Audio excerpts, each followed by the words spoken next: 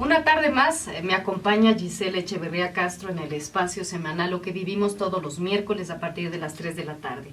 Hoy Gisela, que es educomunicadora y terapeuta familiar, ha planteado el tema de la inteligencia emocional.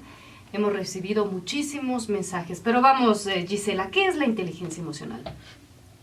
Así en fácil, la inteligencia emocional es la capacidad de reconocer nuestras emociones, manejarlas y gestionarlas de tal forma que no afecten negativamente a nuestra vida y nuestras relaciones.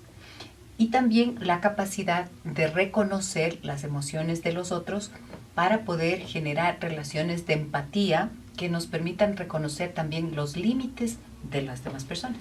¿Cómo podemos reconocer esas emociones? ¿Cómo tener esas herramientas? Pensemos que todos estamos dotados de las emociones que son una forma de protegernos en esta lucha por la supervivencia, ¿no es cierto?, a los seres humanos. Entonces, todos podemos identificar el miedo, la ira, la rabia, la tristeza, la alegría, el asco, la angustia, la ansiedad. Cuando sentimos estas emociones, es importante que aprendamos a decirlas, a nombrarlas. Ponerle nombre a la emoción hace que descienda. Sentir y reconocer la emoción hace que descienda la intensidad. En general es así. Entonces, el reconocimiento de las emociones y el poder nombrarlas es parte de la inteligencia emocional. Cuando logras hacer eso, quiere decir que les das un cauce, un camino a estas emociones que además te están informando acerca de qué es lo que pasa en tu entorno y qué es lo que pasa contigo mismo. ¿Qué pasa con los adolescentes? Generalmente cuando llegan a una etapa, 13, 14, hasta 18, 20 años, muchas veces los adolescentes no pueden manifestar claramente cuáles son sus emociones. Y a veces hay conflictos en las familias, padre y madre, que tratan de involucrarse con ese hijo que se cierra en banda. Y a veces solo tiene respuestas en monosílabos, sí, bien, no, tal vez, pero los padres no pueden llegar a conocer. ¿A qué voy con esto? ¿Qué herramientas puedes darnos para que los padres podamos enseñar a los hijos a reconocer esas emociones y a manejarlas adecuadamente para un buen futuro, digamos? Mira, llegada la adolescencia, naturalmente los adolescentes van a cerrarse quizás porque están buscando su propio espacio de intimidad. Y una manera de hacérselo saber a los padres puede ser el silencio. Sin embargo, esta ya es una etapa un poco tardía para empezar a educar las emociones de los hijos. Necesitamos empezar muy temprano. Necesitamos empezar cuando los niños son de 2, 3 añitos, antes inclusive cuando son bebés, a hablarles de las emociones, de lo que están sintiendo y a traducir las emociones de ellos reflejándoselas. Cuando vemos al niño triste, no le digamos qué te pasa, porque el niño quizás no sabe decirlo, pero sí podemos decir... Es la clásica pregunta, ¿no? ¿Pero qué te está pasando?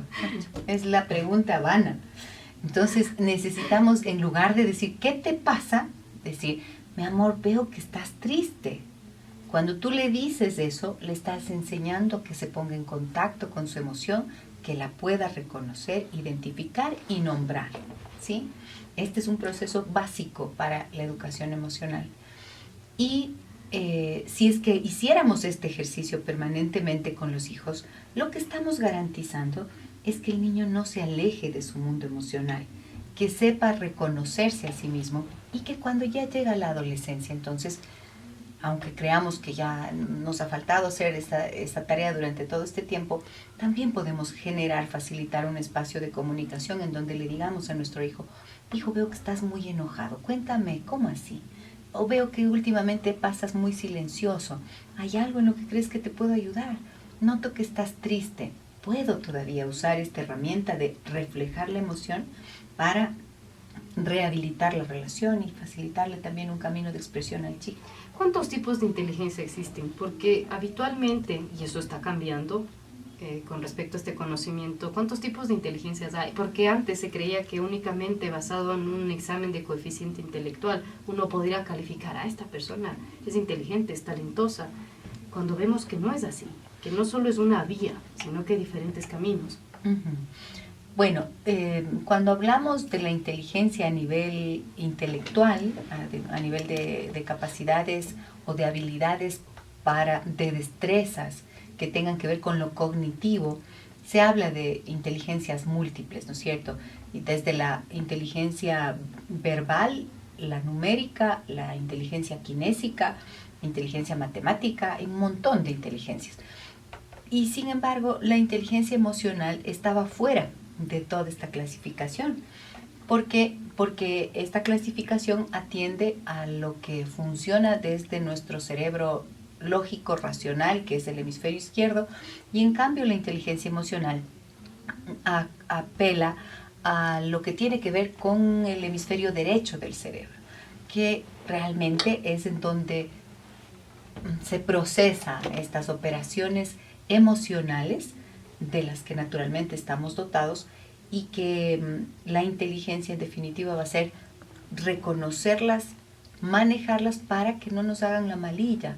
Cuando estás atascado en una emoción, por ejemplo como la ira, puedes actuar de forma incontrolable, decir cosas que no quieres, ofender a los otros, y luego no sabes qué hacer con el remordimiento que eso te produce. Entonces, esa tarea de reconocimiento de la ira, buscar los orígenes, sanar esa parte que originó la ira, puede ayudar muchísimo para habilitar la relación. Nos dimos cuenta en esta tarde a través de los mensajes que hay algunas personas que creen tener una etiqueta en la cabeza, como decir, bueno, yo comprendo a este joven que escribió el programa y no nos ha dado su nombre, de odiar a la humanidad.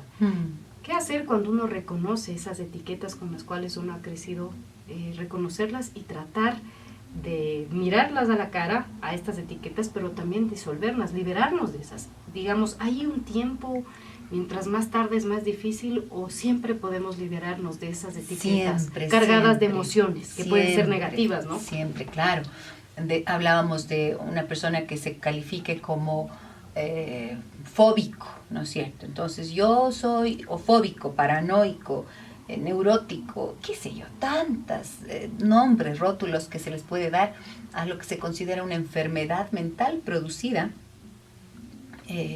entendida desde una perspectiva como el ser de la persona. O sea, tú eres neurótica, tú eres histérica, tú eres tal cosa. Cuando en realidad lo que tendríamos que hacer es pensar que la persona tiene una cantidad de emociones que se le han acumulado, que no han logrado resolver ni gestionar, y que esa acumulación, esa sobrecarga, se le vuelve algo tan inmanejable que termina muchas veces quebrando su conciencia. Y ahí surge una enfermedad mental, ¿no es cierto?, como la esquizofrenia o qué sé yo. Pero siempre es momento de trabajar en esas emociones, Michelle, porque todas estas sobrecargas tienen un origen, quizás alguna experiencia traumática, quizás relaciones que no fueron confortables con los padres. Y entonces, si te quedas prisionero, por ejemplo, del miedo, nos podemos hasta enfermar, ¿no? Nos enfermamos porque las emociones producen un bloqueo a nivel energético, y el bloqueo que persiste a nivel energético puede terminar afectando y enfermando el cuerpo físico. Entonces, no todo es, o sea, te da una meningitis y eso tiene que ver con las emociones. No, porque eran los 3 meses, no todo es así.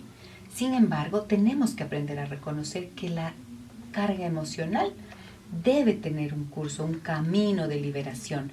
Y cuando hablas de liberación, quiere decir poder soltarte del pasado para vivir aquí y ahora. Y tener derecho a la alegría, que es realmente la esencia que desde el amor podemos construir en nuestras vidas. Para terminar, Gisela, por favor, menciónanos los libros que recomendaste al aire para que la gente pueda profundizar en el tema de la inteligencia emocional. Hablamos de Daniel Goleman, que es el autor del libro llamado Inteligencia Emocional, y luego vinieron muchos más, pero esa es la base si es que quisieran empezar a profundizar en ese estudio. También nombramos a Viktor Frankl, ¿no es cierto?, que es un libro que, si bien no es sobre inteligencia emocional, pero creo que puede ser muy útil para personas que sienten vacío existencial y que pueden... El hombre en busca de sentido, ajá. Y también hablamos de John Bradshaw y el libro Volver a casa, que es la sanación y reivindicación del niño interno herido.